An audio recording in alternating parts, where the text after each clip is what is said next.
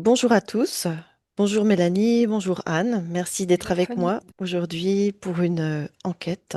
Alors aujourd'hui, on aimerait aller voir un sujet qui est pas tout léger, mais qui est quand même qui nous semblait important. Je vais vous parler des enfants de la guerre. Quand je vous donne ce thème-là, quelles sont les premières informations qui vous viennent? Mélanie? Alors déjà, c'est un mouvement intérieur. C'est un mouvement de montée en fait dans mes fréquences, d'aller sur un plan très très léger, très plein d'amour. Comme déjà toi, comme une ouverture de cœur, comme ça, comme quelque chose qui se déploie et qui m'emmène sur des fréquences très neutres, un petit peu angéliques. Euh, et en même temps de faire ce mouvement-là pour dans un deuxième temps être capable d'aller plonger dans les profondeurs de mon cœur, mais dans les profondeurs de l'humanité et dans les profondeurs de l'humanité dans ce qu'il fait de plus moche, de plus dur, de plus et comme si ce sujet était avant tout un sujet d'observation de notre propre humanité et de notre capacité à observer euh, l'humanité dans ce qu'elle est de plus beau et dans ce qu'elle est de moins beau. Mhm. Merci. Anne, qu'est-ce que tu as toi?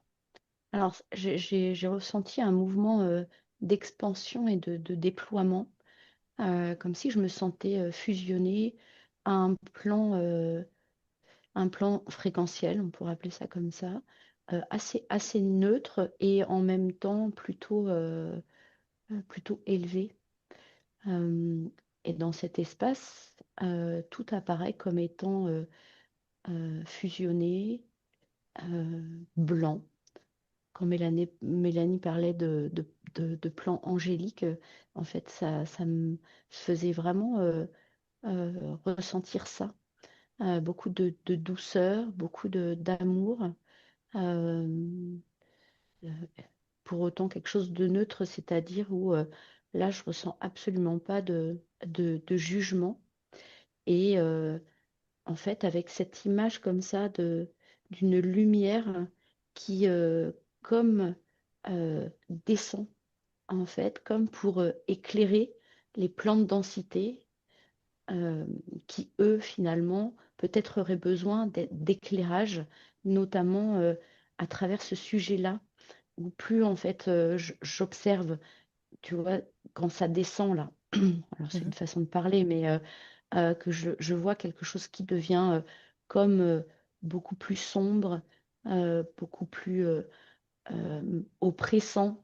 Euh, et là, en fait, ça demande justement d'être observé à partir justement, on pourrait appeler ça la lumière d'esprit ou la lumière de la conscience qui, elle, en fait, n'est pas impactée par le sujet tel qu'il est vécu ou tel qu'il est, ça me dit, mis en scène, en fait, sur Mhm. ce plan terrestre et humain. Voilà, donc en fait, il y a plusieurs plans d'observation. Euh, et là, pour l'instant, je me sens vraiment être comme fusionnée avec cet espace justement très léger, très pur. Mm. Mhm. Ok. Et qu'est-ce que vous percevez justement depuis cet espace? Qu'est-ce que vous êtes amené à voir, à comprendre aujourd'hui? Euh, alors moi, je continue un peu le mouvement intérieur, si tu veux, comme si c'était une préparation à aller plonger vraiment dans des événements concrets. Et donc voilà, la suite du mouvement, c'était donc de plonger à l'intérieur de mon propre cœur, ma propre humanité. Et là, du coup, j'étais à la rencontre euh, de mon enfant intérieur, de moi enfant sûrement. Et toi, j'observe que dans cette... alors là, c'est vraiment petite enfance que je vois, un bébé qui tient assis.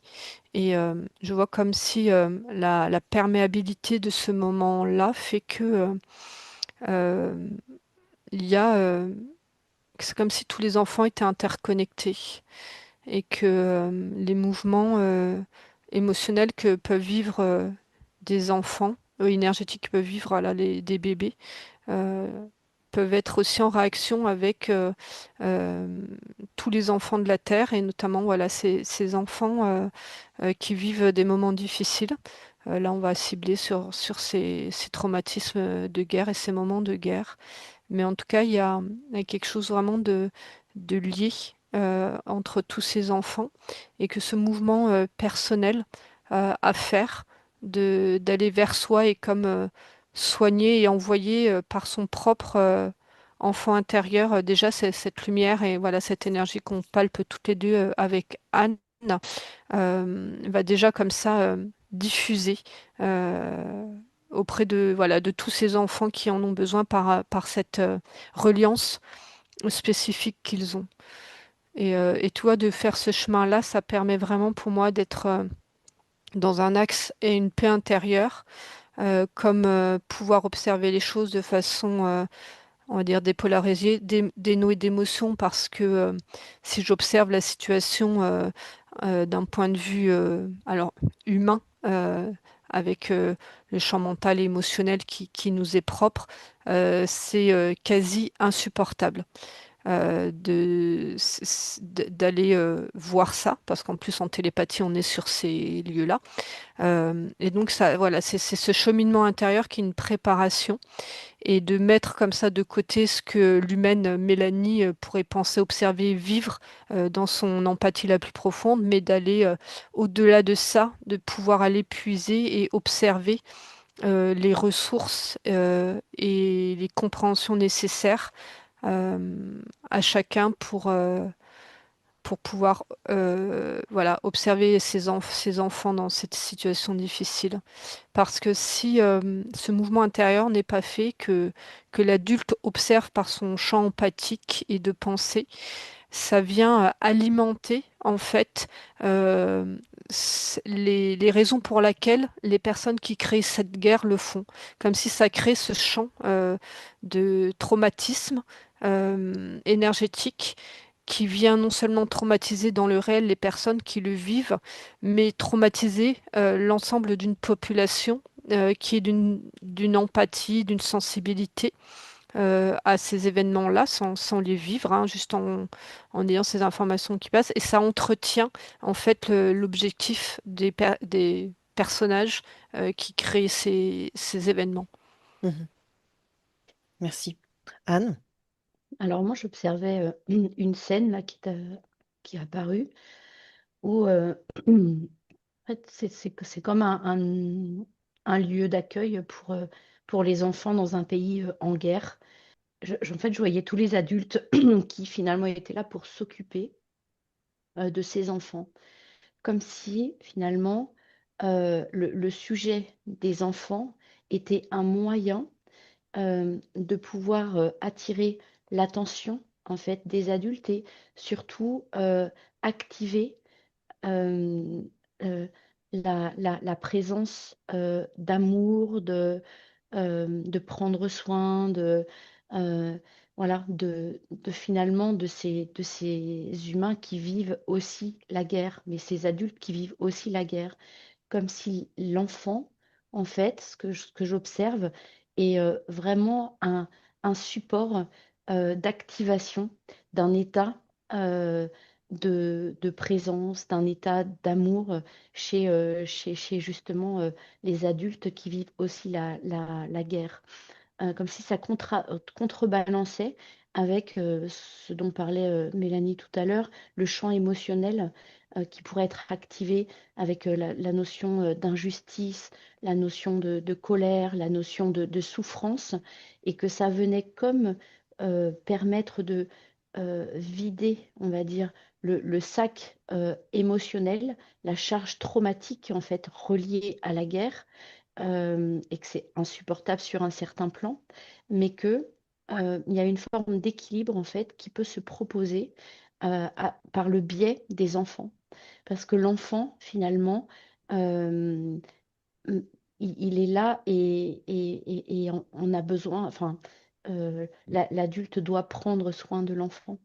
Euh, et c'est comme si ça défocalisait en fait le regard l'attention, au lieu de garder finalement toujours son attention, son regard porté sur la guerre et l'origine de la souffrance, et donc continuer à l'alimenter, l'enfant était un moyen comme pour apaiser d'une certaine manière finalement tout ça, parce que obligé finalement de s'occuper en fait de ses enfants. Voilà. Et ça porte le regard voilà, sur un nouveau point d'attention qui fait que quelque part, voilà, je vois en fait que ça crée une forme d'équilibre quelque part. Voilà, c'est ça. L'énergie de l'enfant vient comme, enfin, je parlais d'un espace pur tout à l'heure, de, comme de purifier justement tout un champ émotionnel. Ça, c'est plutôt sur le plan énergétique que je le vois. Voilà, voilà, qui est très lourd et très chargé. Mhm. Voilà. Ok. Est-ce que tu peux regarder du coup si ces enfants enfin, qu'est-ce qui fait que ces enfants ont fait le choix, entre guillemets, je ne sais pas s'il y a vraiment un choix, de vivre ça en fait, de venir s'incarner ici à ce moment-là. Merci. Mélanie?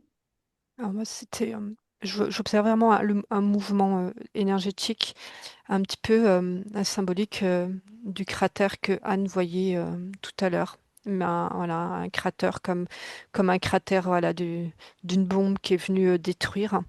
Et je voyais donc comme ce mouvement voilà, dans le physique de destruction venait désorganiser toute une structuration sociale, sociétale et énergétique.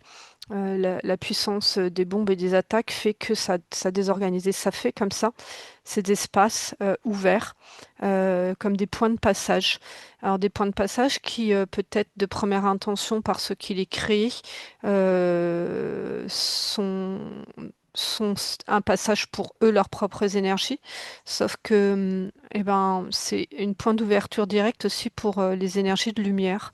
Et je vois que dans cette désorganisation et du coup cet espace vide vient une descente assez massive et importante d'énergie de haute fréquence. Donc un petit peu comme euh, dans certaines cultures, voilà, en descente d'anges, voilà, d'énergie protectrice, de très belle lumière et qui vient déjà passer, profiter de ce passage-là pour venir se positionner vers la population et la population enfant en particulier. Donc déjà comme une protection et puis par la spécificité voilà, de la perméabilité énergétique des enfants. Et ben, un petit peu la même chose qui peut être malheureusement utilisée voilà, quand on observe les techniques de MK Ultra, euh, de traumatiser l'enfant ou l'humain pour après y implanter euh, des énergies involutives, des programmes, voilà, tout ce qu'on veut. Finalement, l'enfant va être aussi l'accueil possible de ces énergies de lumière. Et donc, tu vois, ça descend et au travers de l'enfant, il y a ces essences angéliques ou archangéliques ou voilà tout ce qui va être des fortes essences, voilà, vraiment des, a- les essences d'armée de lumière qui vient vraiment prendre place au niveau d'enfants. Alors, je vais pas dire, voilà, là c'est une information collective, et vient comme ça les protéger, les accompagner, et au travers de l'enfant, c'est ce que Anne a vu, euh, au travers de l'enfant qui recrée une vie de lumière hein, dans cette vie de désastre ou chaotique, ils viennent comme ça, eux, recréer, remettre en lien et soigner l'adulte traumatisé. Donc c'est un mouvement voilà, qui passe par l'enfant et qui vient recréer ce lien, donc comme un espace de lumière et de vie au milieu d'un espace de destruction et de non-vie. Mhm. Et il y a des choses, il y a beaucoup plus de choses qui se jouent dans le subtil. J'ai vu voilà une, euh, une scène. Alors c'est pas d'actualité, c'est au moment de l'Holocauste. et donc de ces justes qui ont sauvé des enfants. Et donc, je vois que, par exemple, à ces moments-là, il y a cette personne, voilà, qui est adulte, elle, qui était préparée énergétiquement, donc une naissante vraiment qui a fait ce choix d'incarnation, et comme une collaboration dans le subtil, donc accompagnée de plein d'énergies, donc non incarnées, des sens qui viennent comme ça créer presque des sphères d'invisibilité sur ces enfants, voilà, que la personne dans le physique a réunis, et voilà, pour les accompagner en protection, enfin, de ce qu'on sait d'histoire de ces justes qui ont sauvé des enfants. Mm. Et donc, il y a, voilà, cette possibilité, enfin, je sais pas si c'est possibilité en tout cas d'observer ces champs de lumière, d'amour euh, énormes que ce cratère a permis en fait de descendre vraiment sur Terre. Ok, merci. Anne? Là, dans ce que j'observais par rapport aux premières perceptions, où l'enfant était un moyen pour les adultes, en fait, de pouvoir incarner quelque part voilà, cette présence, cette protection, et de croire que finalement, en fait, c'est l'adulte qui va protéger l'enfant. En fait, là, ça me montre que c'est l'inverse, que ces enfants qui descendent, en fait, justement, s'incarner dans des pays en guerre, sont au contraire là, avec la conscience que c'est eux, grâce à leur énergie d'enfant et leur euh, pseudo-vulnérabilité, de permettre à l'adulte, justement, de pouvoir se révéler dans cette lumière, en fait, de vie, au cœur de la guerre, comme si finalement l'enfant permettait à l'adulte d'incarner un rôle de protecteur, mais que l'enfant sait très bien que c'est plutôt lui qui prend soin de l'adulte. Mhm. Donc il y a comme quelque chose comme ça qui est très qui est inversé en fait par rapport aux apparences, mais sur le plan énergétique, sur ce plan inversé, c'est justement que ces plans fréquentiels de lumière, si on peut appeler ça comme ça, sont comme là pour venir combler les cratères de souffrance, de douleur, qui sont finalement très présents énergétiquement chez l'adulte qui porte en fait ces mêmes souffrances. Et donc, il y a comme la possibilité finalement, euh, à travers ces jeux de rôle, hein, parce qu'en fait, c'est comme ça que je le vois. Donc là, c'est décorrélé du jugement qui pourrait y avoir en fait sur l'histoire en tant que telle, que il y a vraiment comme quelque chose en fait qui s'équilibre de manière assez naturelle. Voilà. Ah, c'est Que intéressant. donc, voilà. Mm. Et qu'en est-il des traumatismes des enfants? Parce qu'ils voient quand même des choses assez terribles. Est-ce que, est-ce qu'ils sont traumatisés à vie ou enfin, qu'est-ce que vous percevez par rapport à ça? En fait, il y a plein de situations. Donc là, euh, je change d'angle de vue. Mhm. En fait, je veux dire, il y a toutes les possibilités en fonction de façon individuelle. Je vois des enfants ouais, qui restent traumatisés à vie. Il y a comme un équilibre entre ce qu'ils ont vécu et ben, voilà, ce mouvement de lumière qu'on voit euh, et qui vont quelque part euh, mourir avec la guerre, avec tous les sacrifiés qui sont morts avec la guerre. Donc ça veut dire que même s'ils sont pas réellement morts, il y a voilà, le traumatisme fait qui vont rester un petit peu comme des zombies, comme un peu euh, un écho à un traumatisme. En fait, c'est comme si dans ces moments de guerre, il y avait plusieurs temps qui s'alignaient.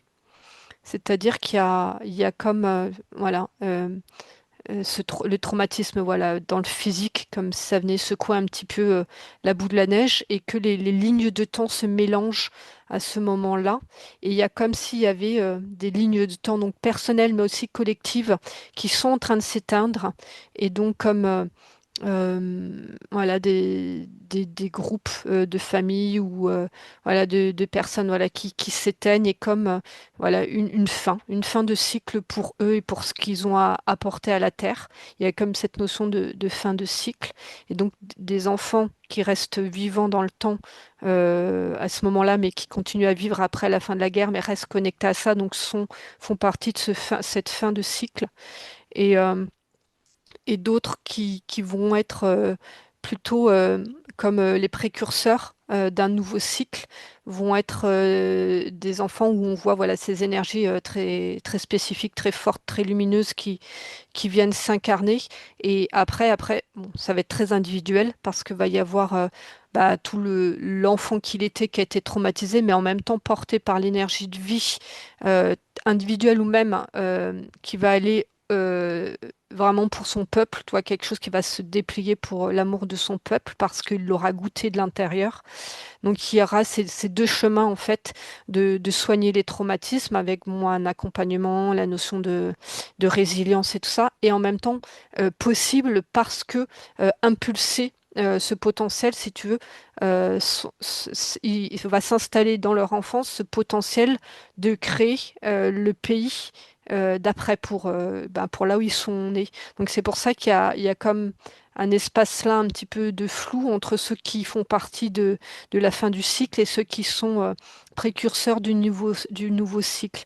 Et donc au milieu de tout ça, il y a plus un ensemble d'individus à accompagner, soigner. euh, et vraiment, voilà, quelque chose d'individuel dans le traumatisme et dans la capacité à guérir du traumatisme. Mhm. Merci. Anne? Alors, moi, c'est marrant parce que là, ça me parlait de milices célestes et milices terrestres. Dans le sens où c'est comme si ça proposait euh, la possibilité donc à ces enfants hein, qui vivent comme ça dans des pays en guerre de pouvoir choisir ce que eux-mêmes désirent nourrir dans le post-guerre, par exemple. Alors, ça dépend vraiment beaucoup du contexte. C'est-à-dire que, par exemple, là, je voyais que des parents qui avaient quand même été très présents, en fait, avec ces enfants, qui nourrissaient l'espoir, en fait, hein, d'une vie meilleure, plantaient comme des graines, justement, chez ces enfants qui, eux, en fait, pouvaient continuer à porter l'énergie de vie, la lumière, comme être au service d'une reconstruction, en fait. Mhm. Voilà. Et que euh, parallèlement à ça, bon, ça paraît assez duel hein, comme ça, mais il y a comme une espèce comme ça de proposition d'équilibre et en tout cas de choisir ce qui souhaite être vraiment nourri intérieurement entre l'humain blessé, donc nourrir la blessure, ou l'être finalement qui se reconnaît comme étant porteur de cette vie et que dans un autre contexte, par exemple, un parent qui va perdre un enfant va complètement être dévasté et donc nourrir en fait cette blessure, cette charge émotionnelle et que, tu vois, là dans cette famille que je voyais, les autres enfants qui restent voient tellement en fait le parent dévasté que ça peut réveiller comme un désir de vengeance et que là, ben, ça va nourrir plutôt euh, l'aspect destructeur. euh, et donc, voilà, c'est comme si on était dans une ère aujourd'hui où ça propose justement, et y compris dans ces pays en guerre, je dirais même dans ces pays en guerre, de pouvoir en fait soit nourrir l'amour, la paix, la vie, soit finalement nourrir justement ces énergies extrêmement lourdes et chargées puisque liées en fait au traumatisme du vécu de cette guerre. Voilà. Mhm. Et donc, ça me montrait ça, en fait, dans ce pan. Et c'est marrant parce que ça me le montre pas que au sein d'un pays en guerre, mais aussi ce que, finalement, ça renvoie comme image à l'ensemble du monde. Et que quand on n'est pas concerné par la guerre en direct, en fait, on peut aussi porter un regard qui, soit, en fait, va alimenter soi-même en fait ses propres blessures d'injustice, voilà, d'avoir comme ça ce regard et donc de ne pas avoir de sens profond en fait à tout ce qui se vit et de voir les enfants comme étant les victimes de la guerre. Et donc ça continue à nourrir finalement tout un égrégore en fait traumatique, euh, ou alors justement de pouvoir continuer à soutenir, à être dans un élan de paix, un élan de vie, voilà. Et de voir qu'après la destruction, il y a toujours la reconstruction, mais voilà, que finalement, ça peut se vivre soit au cœur de la guerre, soit, on va dire, en, en périphérie, en superficie, euh, et que du coup, en fait, ça ne reste que comme finalement dans la vision énergétique, hein, Mhm. voilà, une sorte en fait, voilà, d'égrégore en fait, et comme si ça nous permettait d'avoir conscience que en fonction finalement de notre regard, en fonction de que ça active en nous, potentiellement, soit en fait on participe à ces énergies qui s'élèvent en fait sur le plan fréquentiel et qui permettent justement à la vie de se reconnecter à elle-même et donc de continuer à se reconstruire, soit finalement sur un certain plan, eh bien, de pouvoir nourrir et alimenter toutes ces zones très sombres, très lourdes, qui sont reliées à ces énergies de guerre, en fait. Voilà. Mhm. Il y a un vrai message, en tout cas, de ce que j'observe là. Et donc, ces enfants, pour certains, sont très conscients que eux, justement, viennent aussi un peu comme, finalement, pour sacrifier, finalement, euh, leur part humaine dans cette incarnation, mais avec la conscience que dans ce sacrifice, toujours en fait, cette vie en soi en fait persiste au-delà. Voilà. Et qu'elle est là aussi pour pouvoir permettre de réveiller en soi justement soit cette envie bah, de soutenir le mouvement de paix et de l'incarner et de vraiment le vibrer, soit justement, euh, bah, à un moment donné, de continuer finalement à nourrir en fait ces énergies de guerre et de destruction. Ouais, c'est vraiment intéressant d'avoir ce point de vue, justement avec un peu plus de hauteur pour voir finalement comment se positionner nous, parce qu'on se sent quand même assez impuissant à distance. Et le fait comme vous dites, de voir ça sur l'élan de vie, de paix, et cultiver ça en nous, et regarder ce que ça active en nous, peut-être pour aller regarder auprès de notre enfant intérieur ce qui est à aller voir. Je trouve que ça nous permet d'avoir une certaine... enfin, ça nous rend un petit peu plus actifs quelque part dans l'accompagnement, en fait, à notre niveau. Mm. Et- Est-ce que justement, à ce niveau-là, vous avez encore d'autres conseils? Moi, ce que j'avais, c'est ce que tu viens de redécrire, ce que j'ai Oui. ressenti au début pour pouvoir être en capacité d'observer ce qui allait être montré. Et vraiment, là, c'est le pouvoir de guérison intérieure. C'est-à-dire voilà, tout le cheminement qu'a décrit Anne juste avant, de se l'observer déjà pour soi, sur ses propres... voilà, quel bourreau je suis pour moi-même et de comment demander la paix au monde si déjà on n'a pas le chemin pour trouver la paix en soi.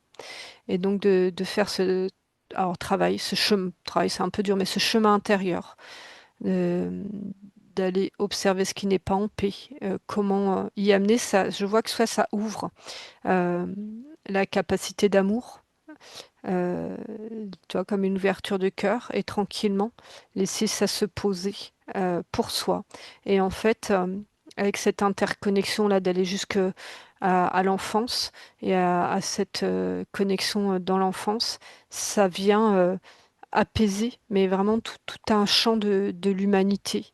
Et donc du traumatisme individuel passer au traumatisme collectif et au lieu d'aller plonger dans ces mémoires traumatique, dans ces égrégores, parce qu'il y a comme une volonté vraiment, voilà, on parle des forces involutives ou autres, mais de créer ces traumatismes pour alimenter, en fait, se nourrissent Mhm. de ce que notre pensée, notre humanité ne peut pas accepter. En fait, ils mettent comme ça un seuil de traumatisme pour déclencher ce qui est inacceptable par tout humain, va dire, non déconnecté de son humanité. Et finalement, si chacun, comme le colibri, fait sa démarche de se connecter de ça, de ce mental qui vient alimenter ce eux qui cherche, d'aller plonger à l'intérieur, bah, je vois que ça donne beaucoup moins de force et de valeur aux raisons de ceux qui ont créé ces traumatismes. Et donc ça vient en plus dans le subtil accompagner, aider, soutenir tous ces enfants de la guerre ou autres traumatisés. Ouais, parfait. Anne, est-ce que tu as autre chose à ajouter? Ouais, c'est comme si c'était vraiment dans l'image que j'ai, là, enfin, où je voyais cette espèce de gros cratère et entouré de toutes ces montagnes très, très éthériques, hein, mais avec des fréquences très hautes et toutes pures, toutes blanches.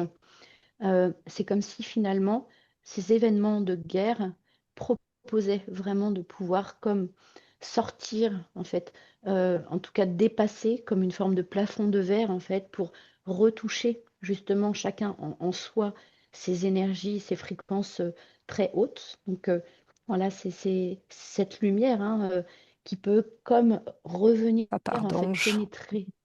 Ouais, c'est ça, oui, tout à fait. Et je sentais comme si, tu vois, j'avais des espèces d'ailes, alors éthériques, hein, mais ça permet de déployer, en fait, justement, tout ce que nous sommes, voilà, cet être très, très lumineux, en fait, que nous sommes, et de pouvoir, en fait, vraiment redescendre ça dans la matière, c'est comme transformer, finalement, en fait, toutes ces énergies, ces fréquences très basses, en fait, voilà, reliées, hein, à la guerre, et notamment ce qui touche au sujet de l'enfant, de pouvoir, en fait, comme, euh, j'allais dire, épurer aussi, voilà, tout un pan qui était, comme là, j'en parlais, une forme de plafond de verre. En fait, c'était toute cette limitation matricielle qui, à travers le drama, continuait à nourrir ces cycles voilà, qui se reproduisait en permanence, en permanence, en permanence. On pourrait appeler ça, voilà, les cycles, les boucles karmiques, hein, voilà. Et là, c'est comme s'il y avait une proposition maintenant de sortir du drama, de pouvoir sentir que on n'est plus obligé d'être aliéné par ces schémas de répétition, comme ça, de venir sauver quelqu'un, de guérir quelque chose, d'arrêter en fait les guerres en nourrissant ça toujours par exactement la même énergie finalement. Et que maintenant, c'est comme la proposition d'une vision complètement différente que à partir du moment où, voilà, maintenant, je me reconnecte, je sens que j'ai une vraie responsabilité en incarnant l'amour, la paix que je veux voir apparaître dans le monde. Là, en fait, il y a une vraie prise de position très, très consciente et très humaine, hein, en réalité, qui fait que les uns et les autres, si on rallume ces lumières-là, eh bien, tout naturellement, ça dissipe, en fait, voilà, ces espèces de brouillards, ça dissipe ces illusions de croire qu'on est plafonné et que on va perpétuellement vivre ces mouvements de guerre et qu'on a la possibilité vraiment maintenant, en fait, de pouvoir comme refusionner, en fait, avec toutes nos parts, mais de redescendre ça dans la matière, façon de parler, mais c'est de l'incarner pleinement. Et qu'aujourd'hui, c'est pas justement parce qu'on est perché et dans les hautes fréquences que ça va aider la Terre, c'est d'avoir conscience que ces hautes fréquences auxquelles on est tous connectés, quand ça redescend dans la matière et que ça s'incarne pleinement les deux pieds sur Terre, cet ancrage-là, être dans la vie, vivre la vie, finalement, c'est ça qui va faire que ça va accompagner finalement ces changements, ces sorties de matrice, entre guillemets, même si on y vit en permanence, ça transforme la façon de la vivre en fait. Voilà. Voilà, super. Ouais, magnifique. Moi, Ouais. j'avais juste ça clôture tout ce que Anne a dit, mais voilà, la notion d'aller explorer de façon individuelle cette notion du triangle de Karpman. Et, euh, donc pour soi, de comprendre vraiment le sens de victime, bourreau, sauveur. Et une fois qu'il est intégré de façon personnelle et proposé à nous-mêmes dans notre propre vie, et je vois, voilà, ça ouvre cette capacité à, à les plonger et à les observer. Ces triangles, en tout cas, Anne elle parlait de boucle karmique, mais moi je voyais aussi cette boucle dans le triangle de Karpman de la C'est la même personne chose aussi. traumatisée, attaquée, qui va aller se venger.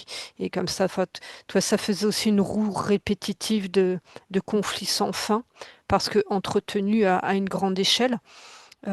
Et je voyais, voilà, ça déjà comme pour trouver pour nous notre paix intérieure, ça ouvre l'espace. Et je voyais qu'il y avait une possibilité pour ceux qui sont vraiment dans cette posture-là, donc qui sont pas dans une posture de sauveur, euh, d'aller se poser, on va dire télépathiquement ou énergétiquement auprès de ces enfants, comme pour euh, les accompagner énergétiquement dans. Mais il y a vraiment se poser, toi, d'être à côté d'eux et comme pour montrer en fait cet espace de paix possible, comme si on pouvait faire ce pont-là entre voilà, l'espace qu'on a décrit avec Anne dans lequel on était pour pouvoir faire l'explo et de l'amener comme ça pour poser, apaiser et quelque part montrer euh, le quatrième issu de ce triangle-là et que c'est intégré en fait. Mm. C'est ça. C'est vraiment cette idée de tout réunifier, c'est-à-dire qu'il n'y a plus et d'un côté la lumière et de l'autre côté l'ombre, donc les traumatismes ou l'amour, c'est que l'amour prend soin en fait du traumatisme et que finalement tout ça en fait revient en un seul point, c'est cette unité. Et c'est comme si là en fait on était vraiment dans cette ère où ça nous permettait maintenant de réactiver cette conscience d'unité en fait, on est tous reliés, que ce soit au travers de l'amour que nous sommes ou au travers des blessures que nous portons dans cette humanité. C'est maintenant, en fait, que quand tout cela, en fait, peut complètement s'intégrer et se fusionner, il ne reste que l'énergie de vie, quelque part, en fait, voilà, qui peut comporter, voilà, au sein d'elle, tout ce qui se vit aussi ici. Voilà. C'est vraiment comme ça que je le perçois. On sort de cette notion de séparation, de cette dualité, même si quand on décortique, voilà, c'est perçu comme ça, mais finalement, tout fait partie de tout, quoi. Mais ce qui crée, ça reste la vie, l'étincelle de vie. Et voilà, le reste, ce ne sont que des manifestations de ça. Donc Mhm. c'est au lieu de porter notre attention sur les manifestations, c'est revenir finalement à la conscience que nous sommes, euh, au sein duquel tout cela se crée.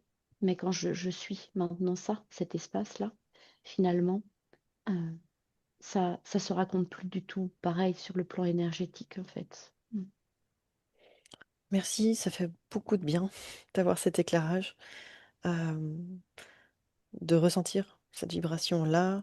Et je trouve aussi très chouette d'avoir ces éclairages, de savoir comment on peut contribuer chacun à notre niveau à cette paix, en fait, qui est une paix avec soi-même avant tout, euh, pour que ça se rayonne plus loin.